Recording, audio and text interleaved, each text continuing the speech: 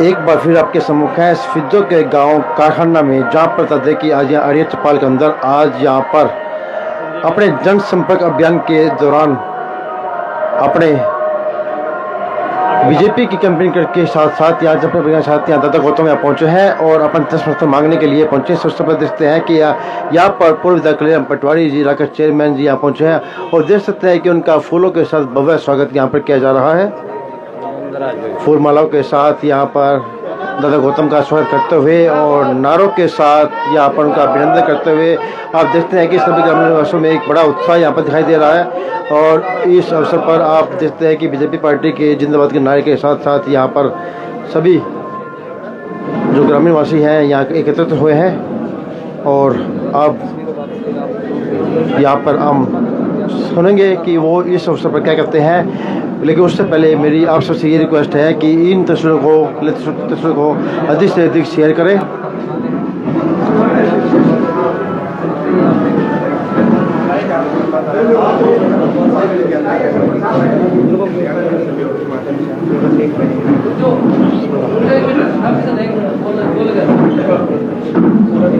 देखते हैं कि यहाँ पर जैसे सरपंच की द्वारा माला बनाई गई तो उन्होंने वापसी वहाँ पर माला उनको बनाई और अब उनको ग्रामीणों के द्वारा यहाँ पर उनको पगड़ी पहनाकर सम्मान दिया जाएगा। इस अवसर को देखते हैं कि आप यहाँ पर तूफानी दौरा जो चला हुआ है और इस देखते हैं कि ग्रामीण वासियों के में यहाँ पहुँचे हैं और उन पर अपना स्नेह यहाँ पर दिखा रहे हैं और उन्हें यहाँ पर आशीर्वाद भी यहाँ पर दे रहे हैं। तो देख रहे हैं तस्वीरें। मैं जयप्रकाश शर्मा पूरे गांव की तरफ से पूर्व मंत्री पूर्व विधायक श्री राम कुमार गौतम जी का और उनकी टीम, साथ में कल्याण पटवारी जी पूर्व विधायक हैं और पर्वत पांचाल जी, राजकुमार चौकी जी और आप सभी सदस्य जो भी इनके साथ थी पूरी टीम का मैं अपने बहुत धन्यवाद करता हूँ। और हमारा ये अहोभाग्य है कि आप हमारे गांव में पहुंचे हैं और आपको विश्वास भी दिलाना चाहते हैं कि एक तरफा जीत आपकी इस गांव से होगी। अब मैं सरपंच साहब से रिक्वेस्ट करूंगा, रामकिशन जी से, रामकिशन जी आप पगड़ी पहनाओ।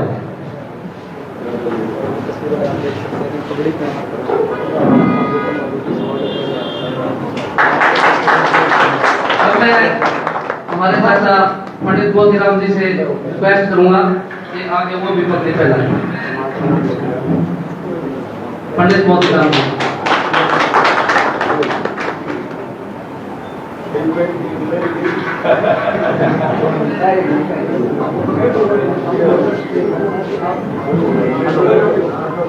अब मैं रिक्वेस्ट करूंगा पूर्व विधायक श्री कलीराम जी से कि वो अपने प्रवीण से कुछ शब्द बोले।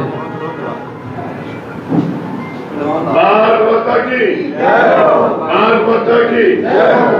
बहुत ही सम्मानित पूजनीय हमारी पार्टी के प्रत्याशी और हरियाणा प्रदेश के बहुत ही वरिष्ठ नेता दादा गौतम जी, बहुत ही सम्मानित साथी नेता बलवंत जी, मैं राजकुमार जी, मैं रोशन राणा जी, सरपंच साहब भाई सुभाष जी, भाई कुलदीप जी, चंद्रपाल जी और गांव के मेरे बहुत ही सम्मानित पूजनीय बुजुर्ग दोस्तों, जवान पूछ के मेरी बात और मैडम बुजुर्ग दोस्तों, आज हमारा आपके बीच में आने का मकसद आने वाली 5 अक्टूबर को हरियाणा विधानसभा के इलेक्शन होता है और हमारे बीच में आदरणीय हमारे प्रधानमंत्री नरेंद्र मोदी जी ने, अमित शाह जी ने और मनोहर लाल जी ने, नायक जी ने पार्टी प्रत्याशी बना करके दादाजी को हमारे बीच में भेजा गया, जिसको लेकर के मैं भी और जितने नेता बैठे हैं सभी से वोट की अपील करने के लिए आए।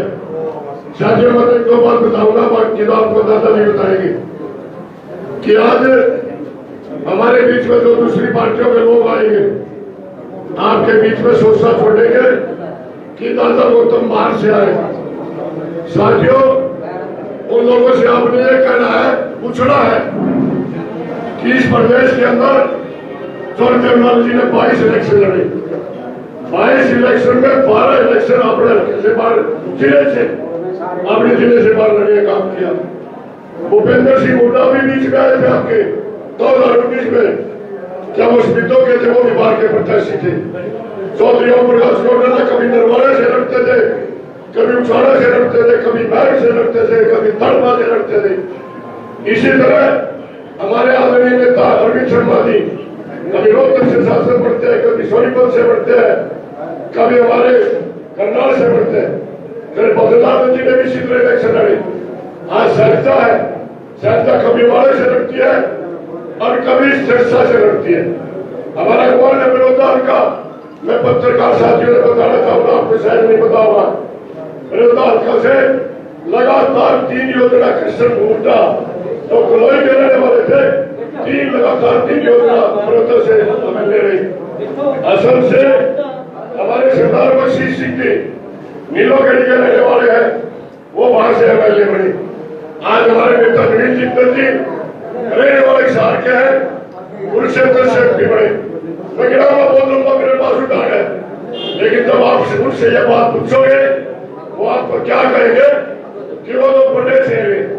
लेकिन मैं नेताओं से पूछना चाहता हूँ, क्या हरियाणा प्रदेश के अंदर इस दाता गौतम से भी कोई बड़ा चेहरा है?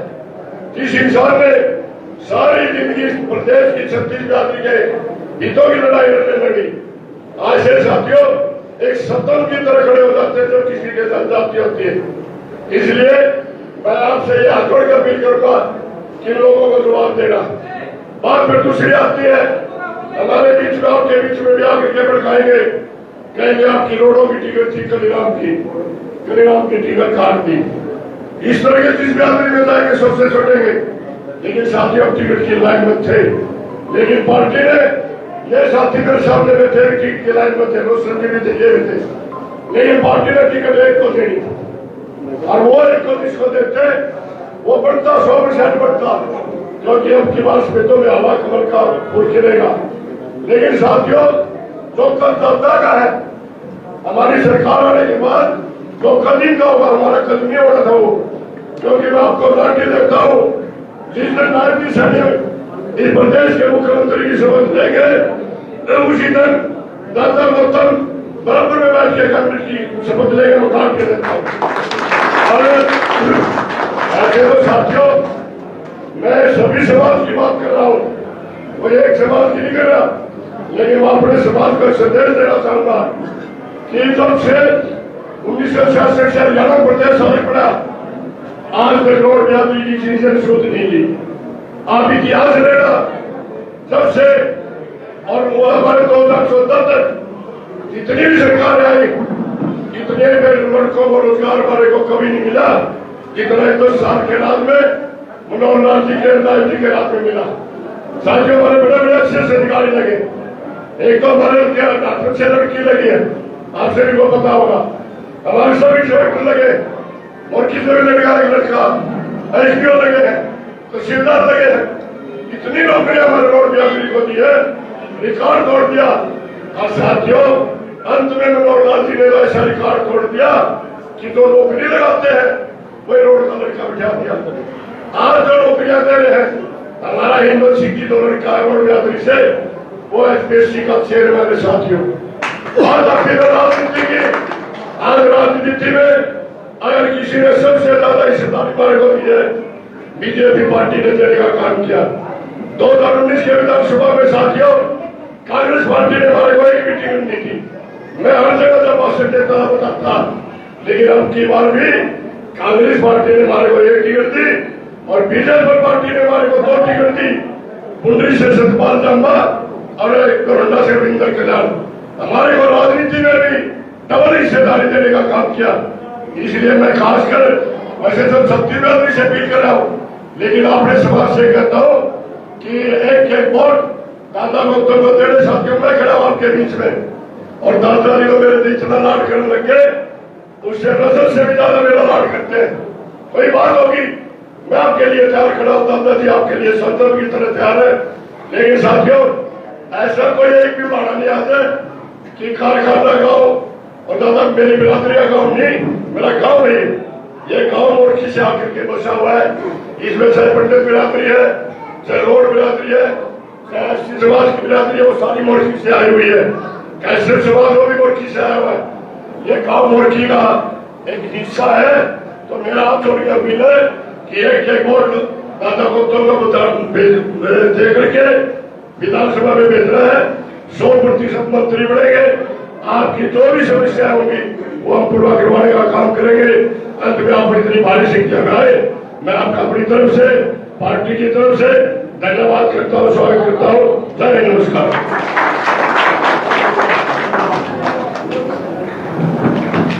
मैं दादाजी से निवेदन करता हूं कि वो आए और अपने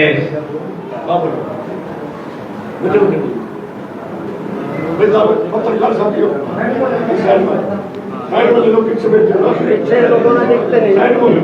या थोड़े से बैठ के ले लो, बैठे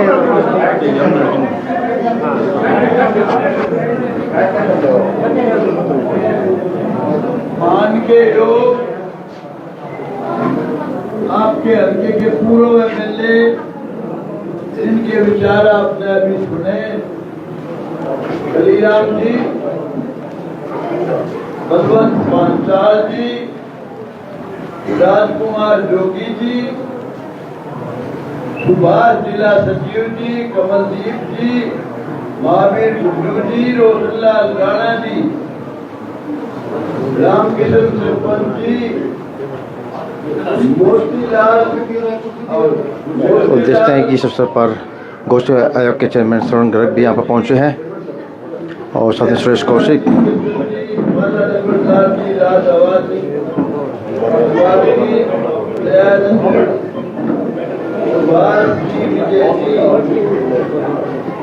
और हमारे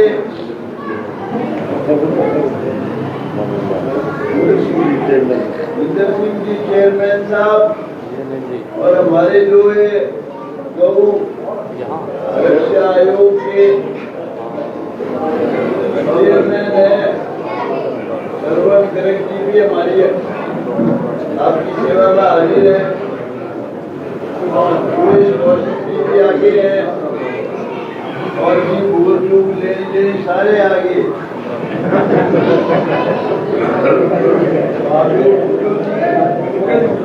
और जो बच के वो समझ लो सारे जी।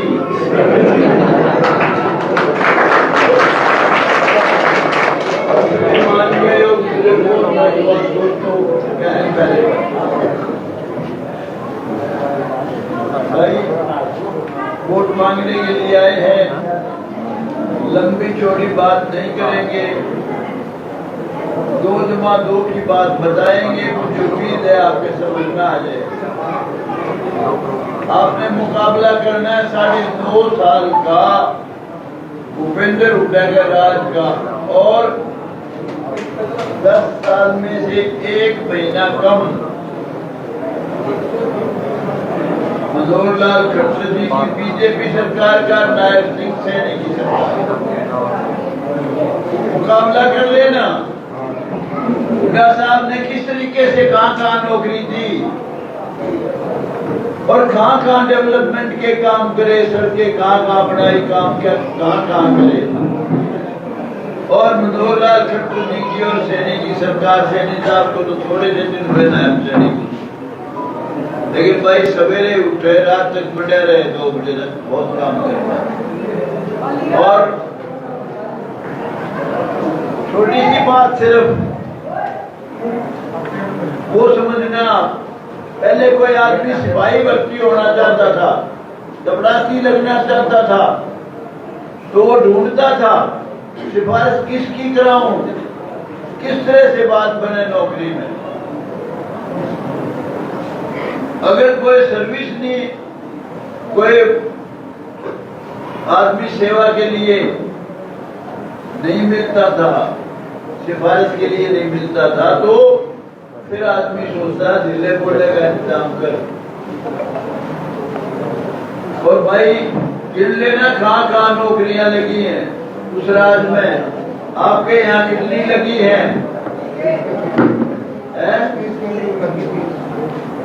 अब नहीं, हुड्डा साहब के राज में कितनी लगी? हुड्डा साहब के राज में कह रहे हैं 3 लगी। इस राज्य में कहते हैं 30 लगी, 3 का 30 का, वो 3 जो लगी होंगी वो किसी की बड़ी सिफारिश से लगी होंगी या कोई और खेल होगा उसमें। लेकिन भाई 30 जो नौकरी लगी वो कहीं नहीं गए सिफारिश के लिए किसी के पास, ना किसी को पैसा दिया। कितना बड़ा फर्क है, जमीन और आसमान का फर्क है। और हर बरादरी का लगा होगा, हर गरीब बरादरी का जिसका बच्चा लायक था। तो भाई अगर आप चाहते हो सबको सबका हक देने वाली सरकार बने तो बीजेपी की मदद करो, नायब सैनिक को मुख्यमंत्री बनाओ। और अगर आप चाहते हो एक ही जगह एक ही सिस्टम की नौकरी मिले, सिफारिश से मिले या कुछ दे के मिले, और काम भी हो तो एक ही जगह हो, तो भाई कांग्रेस की बना दो। सोचने की बात है। जगह जगह नारा लगाएंगे जात पात का भी, जहां कुछ आवेगी जात पात वहां यूं कहेंगे अरे यो अपना भाई खड़ा है, यो गौतम तो कासूरा खड़ा है, बूढ़ा क्यों कराया उरे। तरह तरह की बकवास करेंगे। तो भाई जात पात के चक्कर में ना फंसियो, इलाके के चक्कर में भी ना फंसियो। हम सब एक देश के वासी हैं भाई, एक ही जगह के रहने वाले हरियाणा के सारे भाई, सब ने तो किसने कहाँ इलेक्शन लड़ा कोई फर्क नहीं है। और जात पात में तो सौदा ही कुछ नहीं है। जात तो हमारी सही मायने में 2 हैं, ईमानदार है, अच्छा इंसान है, सच्चा इंसान है, सबका भला चाहने वाला है, तो भाई ऊंची जात का है। किसी गरीब वर्ग में पैदा हो रहे हो, किसी गरीब जाति में पैदा हो रहा हो, और एक प्रकांड पंडित का घर में जाम रहा है, सवेरे से शाम तक ठगी करता है, झूठ बोलता है, बेईमान है, तो भाई वो नीची जात का है। जात तो सिर्फ 2 है, तीसरी है ही नहीं। कोई पहचान सकता है जो जिसको नहीं जानता वो किस जात का है? कहीं बोर्ड लग रहा है कि पहचाने कोई अलग जाति, किसे सींगने आ रहे हैं, कुछ चढ़ने आ रहा है, क्या चीज अलग है? हम सब का एक खून है भाई, हम सब एक पिता की संतान है। हमारे देश का सत्यानाश अगर किसने किया है तो जात पात, ऊंच नीच, भेदभाव, छुआछूत, इस देश में गुलामों के गुलाम भी राज करके सदियों ये देश गुलाम रहा। कोई ऐसा जमाना था जब ये देश सोने की चिड़िया कहलाता था। हमारा 1 रुपया और अमेरिका का डॉलर और इंग्लैंड का पौंड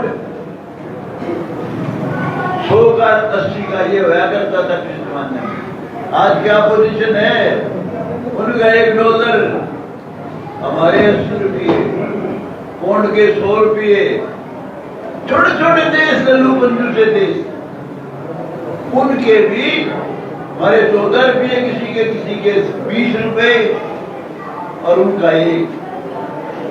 ये सत्यानाश किसने करे? जात पात, ऊंच नीच, भेदभाव, छुआछूत और भ्रष्टाचार।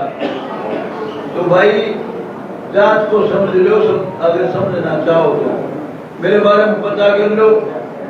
कहीं कोई आदमी यूं कह दे दिया इस आदमी ने जीवन में कभी रिश्वत ली, मुझे 1 वोट नहीं चाहिए भाई, पता कर लेना। मैंने काम कराते वक्त, नौकरी लगवाते वक्त पुराने जमाने में सिफारिश से नौकरी लगा करती।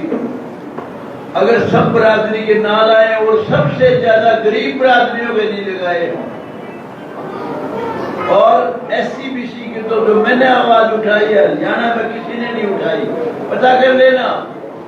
और BC वर्ग के जो आज भाई नौकरी लेते हैं उनकी तो आवाज मेरे अलावा किसी ने भी नहीं उठाई, तो लड़ाई मैंने लड़ी। तो इसलिए भाई किसी चक्कर में ना फंसियो, जात पात में ना फंसियो।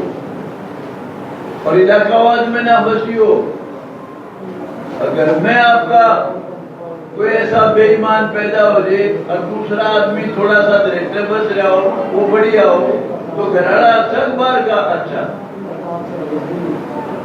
और दूसरी बात ये भाई, अगर आप हमने वोट दोगे, बीजेपी ने वोट दोगे, तो एक बहुत ही गरीब घर का बहुत ही शानदार आदमी नायब सैनिक मुख्यमंत्री बनेगा और इस देश का गौरव, एक इस देश में फरिश्ता बन के आया है नरेंद्र मोदी, जिसने इस देश का मान बढ़ाया, दुनिया में इज्जत बढ़ाई और इस देश को दुनिया में जना दिया। वो नरेंद्र मोदी है जिसको ताकत मिलेगी, ऊर्जा मिलेगी, शक्ति मिलेगी। नरेंद्र मोदी के काम देख लो। देश का हिस्सा नहीं रहा था कश्मीर, 370 धारा तोड़ के दोबारा देश में मिला लिया और राम मंदिर का निर्माण कराया। कांग्रेसी कहते थे 10 साल भी ना छेड़ो, इसने यूं का यूं कपिल सिब्बल ने बयान दिया था सुप्रीम कोर्ट में। और भाई हमारी मुस्लिम बहन बेटियों के सिर पे जो बड़ा भारी कलंक था, खतरनाक कानून था, तलाक तलाक तलाक, 60 बरस की 62 बरस की महिला को भी कह देते थे 3 बार तलाक, घर से बाहर निकाल देते। सुप्रीम कोर्ट में केस लड़ा था।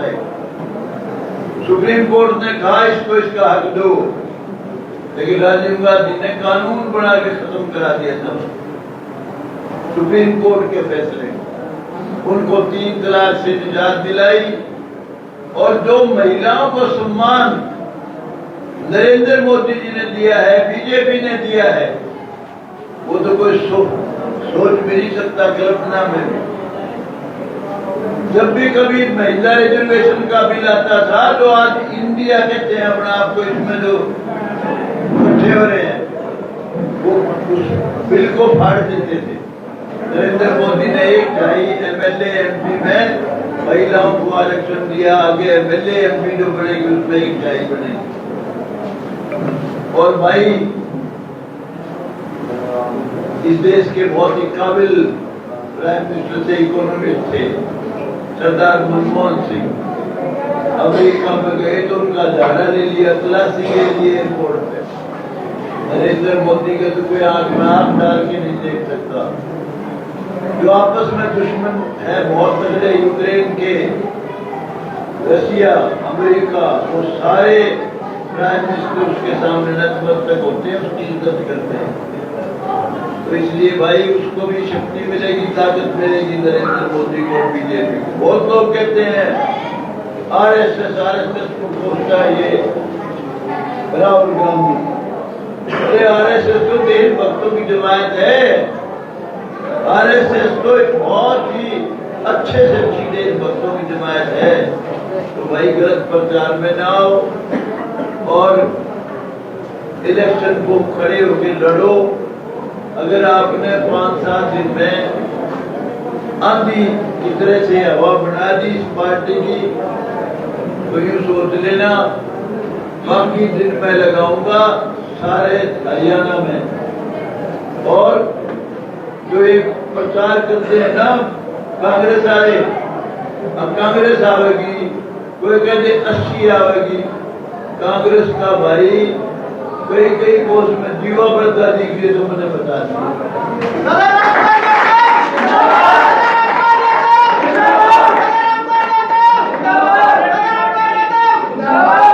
बीजेपी की हुकूमत बनेगी 100%, लेकिन भाई बनेगी जब हौसला हिम्मत करके यूं सोच लोगे कि हमने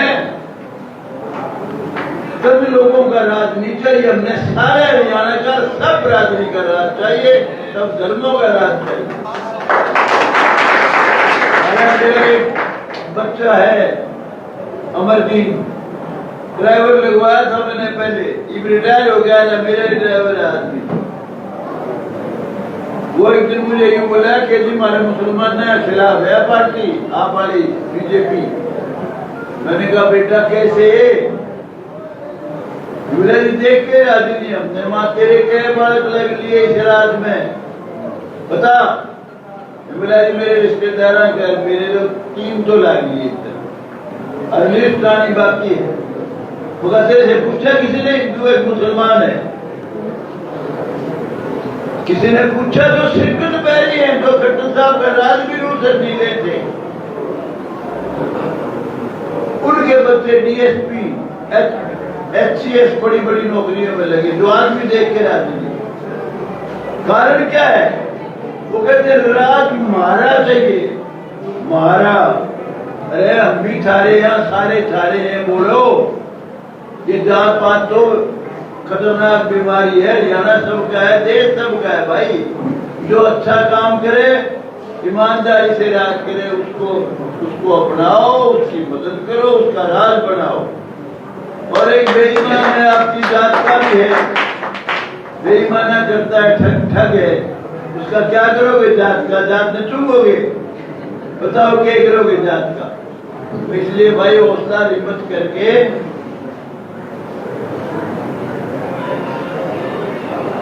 क्या कह रहे हो?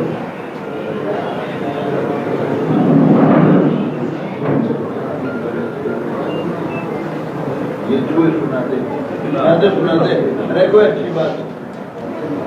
मैं धन्यवाद करता हूँ दादाजी का।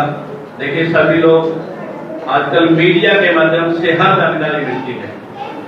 अभी 3 महीने पहले भारतीय जनता पार्टी ने 1,20,000 कौशल रोजगार के जो बच्चे लगे हुए हैं उनकी नौकरी 58 साल तक सुरक्षित रखने का निर्देश पास करके लागू कर दिया है। मेरा अब सबसे अनुरोध है अगर एक जरा सी भी गलती से अगर कांग्रेस किसी तरह आ गई तो सबसे पहले आपके वो 1,20,000 बच्चे घर बैठेंगे लिख लो। और पहली बार शहीदों में कमल का फूल खिलेगा। आपको विश्वास दिलाते हैं और सबको पता भी है। दादा गौतम जी जैसे कलेराम पटवारी जी ने बताया है एक इनका इतना बड़ा कद है कि पहली बार कमल खिलते ही दादा गौतम जी हरियाणा में मंत्री के पद पे होंगे और आप सबका इतना काम होगा कभी सपने में भी नहीं सोच सकते।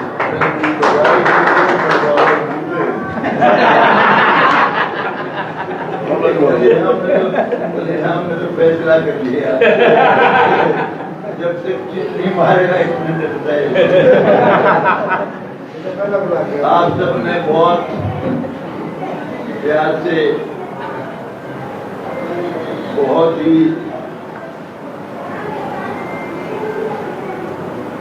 शांति से हमारी बात को सुना और मुझे उम्मीद है आप हमारी मदद करोगे हमारी सरकार बनाओगे। आप सबका बहुत बहुत धन्यवाद।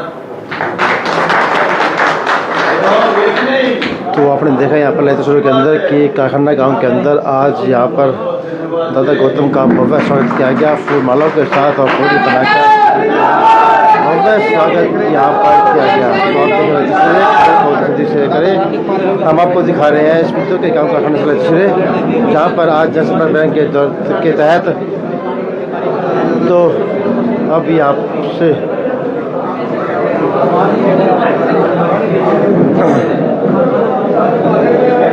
अगले गांव के अंदर यहाँ से प्रस्थान होगा और वहाँ पर भी अपनी जो जनसंपर्क अभियान है उसको अपना तूफानी दौरा जो है वो चलता रहेगा। तो आप देखें ललितेश्वर खबर को अधिक शेयर करें लाइक करें कमेंट करें। फिर मिलेंगे कि एक नए अपडेट के साथ। तब तक के लिए नमस्कार दोस्तों। जय हिंद जय भारत। खबर को शेयर करना बोले और कमेंट भी करें। क्या